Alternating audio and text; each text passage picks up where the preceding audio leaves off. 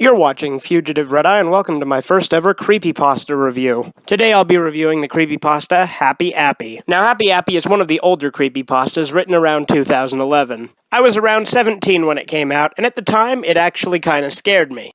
Which is funny considering the original intent of it, which I'll go over in a minute. Let's go over the basic plot. I won't go over the whole thing because this is one of the longest fucking creepypastas I've ever heard. So Happy Appy follows our main protagonist who discovers an old Nick Jr. show that was cancelled briefly after running. He finds some tapes of it and decides to give it a watch.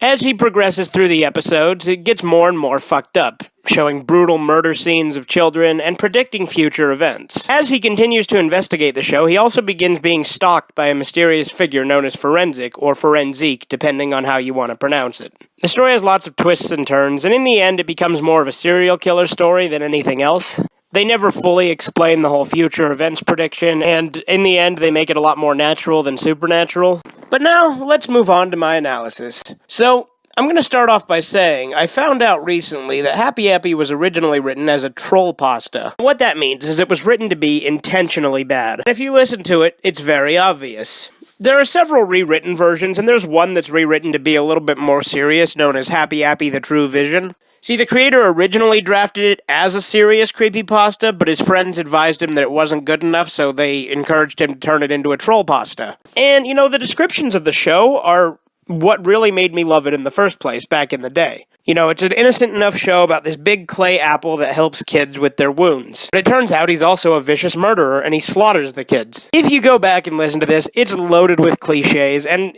with earlier versions, it's even got some really stupid, cringy dialogue intentionally. Like the creator saying that he used Roblox as a search engine at one point in the story. And when he finally meets up with Forensique, he's just a human in a mask, and it's a serial killer, and that's the part that I actually kind of liked re-listening to it, because I re-listened to it in preparation for this review. And honestly, it's alright actually, it's not bad, despite the fact it was originally written to be shitty. And there's a few moments that are just laughably bad, even in the new version. There's also a couple sequels, which I will be listening to in the future and possibly reviewing.